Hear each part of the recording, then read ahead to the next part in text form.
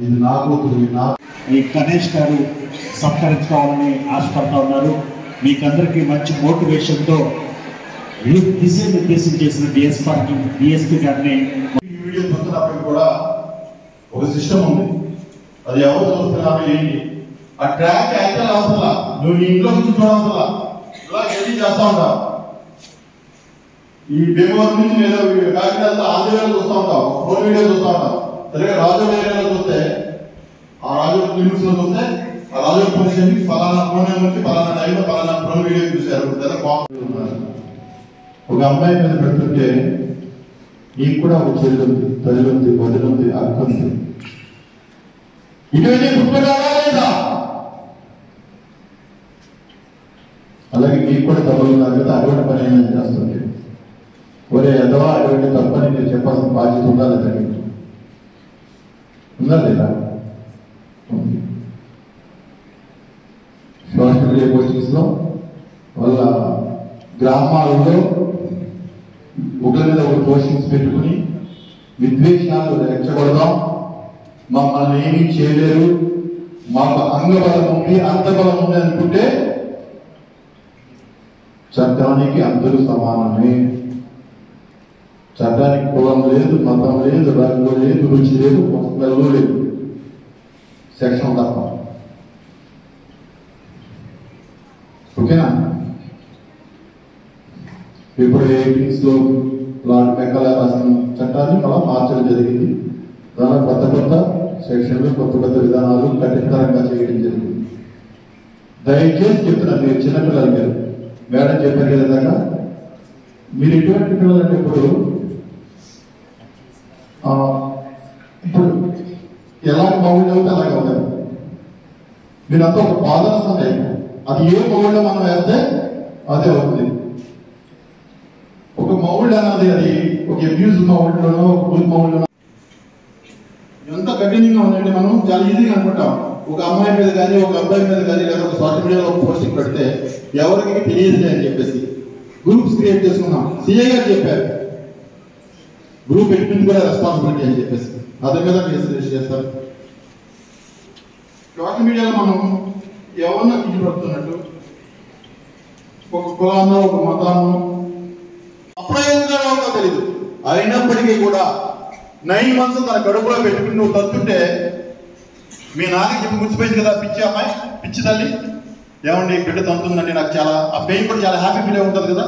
మీ నాన్న కూడా చాలా ఆ మూమెంట్ చూసి చాలా మురిసిపోయి ఉంటాడు కదా, రేపు పొద్దున్న నాకు కూతురు కొడుకు పుడతారు, నన్ను నా భార్యను ఉద్ధరిస్తారని.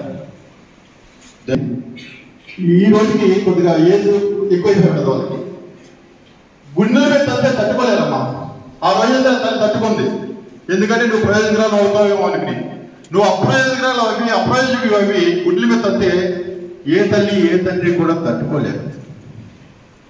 ఇదివరకు గతంలో అయితే మా టైంలో అయితే అంతా విలేజ్లో ఉమ్మడి కుటుంబాలు ఉండి మ్యాక్రో ఫ్యామిలీస్ ఉండి తాతయ్య వద్దు, ఆ ముసలి స్మెల్లే మాకు వద్దు అని మీ తల్లిదండ్రులు అనుకుంటున్నారు, మీరు అనుకున్నారు.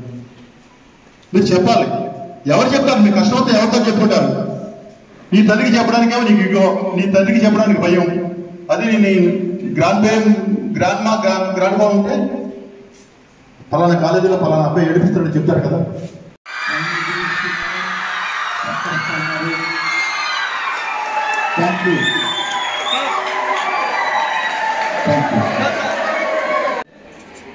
ఈరోజు రాజోల్ పోలీస్ స్టేషన్ ఉన్న శివకొండలో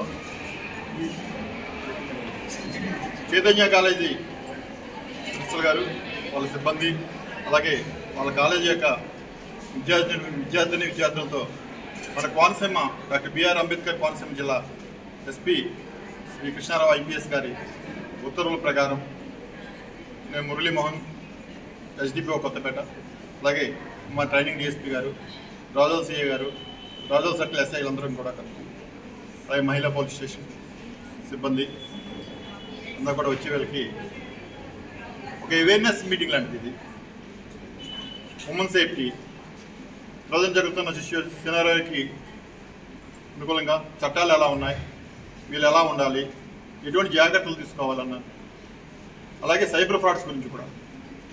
సైబర్ ఫ్రాడ్స్ ఎలాగ వస్తున్నాయి, రకరకాల కొత్త పనులు దొరుకుతున్నారు, వాళ్ళు కొత్త కొత్త టెక్నిక్స్ చేస్తున్నారు. దానికి మోసపోవద్దు. మీ విలేజ్లో కూడా అందరినీ ఎడ్యుకేట్ చేయండి అని మా మహిళా పోలీసులందరికీ, అలాగే కాలేజీ విద్యార్థులకు కూడా, ఇలా మహిళల పట్ల ఎలా ఉండాలనేసి కాలేజీ విద్యార్థులకు, అలా తల్లిదండ్రుల యొక్క పట్ల కూడా వీళ్ళ యొక్క బాధ్యత, భవిష్యత్తు గురించి, వీళ్ళ యొక్క బాధ్యత గురించి డిస్కస్ చేయడం జరిగింది.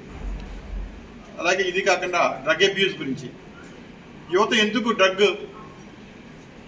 డ్రగ్స్కి లోన్ అవుతున్నారు, వాళ్ళ ఆరోగ్యం పాడు చేసుకున్నారు, టైం పాడు చేసుకున్నారు, భవిష్యత్తు నాశనం చేసుకున్నారు, తద్వారా ఆత్మహత్యలకు కూడా దారితీస్తున్నాయి. ఇటువంటిలన్నింటికి కూడా యువత దూరంగా ఉండాలని కూడా మేము చెప్పడం జరిగింది. ముఖ్యంగా సోషల్ మీడియా పోస్టింగ్స్ గురించి.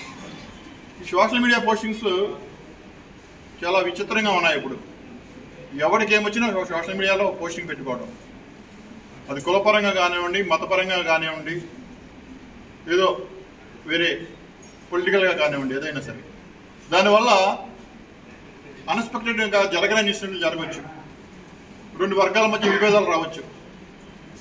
అటువంటి పరిస్థితుల్లో వాళ్ళు అనుకుంటా ఉంటారు మనం పోస్టింగ్ పెట్టాం కదా, మనం ఎవరికి తెలియలే అని. కానీ టెక్నాలజీ బాగా పెరిగింది, వాళ్ళని ఎవరు ఖచ్చితంగా వాళ్ళని అనుకుంటారు, వాళ్ళని జైలు పంపిస్తే నాన్ బెయిలబుల్ సెక్షన్స్ కఠినమైన సెక్షన్ల కింద రిమాండ్ కూడా పంపించడం జరిగింది. ఆ విషయాల గురించి కూడా డిస్కస్ చేయడం జరిగింది.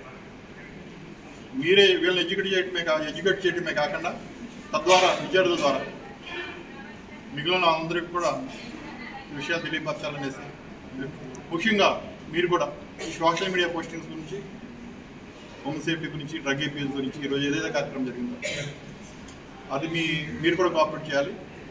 మీ సామాజిక మాధ్యమాల ద్వారా కూడా, ప్రెస్ ద్వారా కూడా పబ్లిక్కి చేరు చేస్తారని చెప్పేసి కోరుకుంటూ, ఎస్పీ గారి ఇన్స్ట్రక్షన్స్ ప్రకారం ఈరోజు మీటింగ్ కండక్ట్ చేశాం. మేము అనుకున్న దానికంటే కూడా సక్సెస్ అయిందని భావిస్తున్నాను. Thank you very much.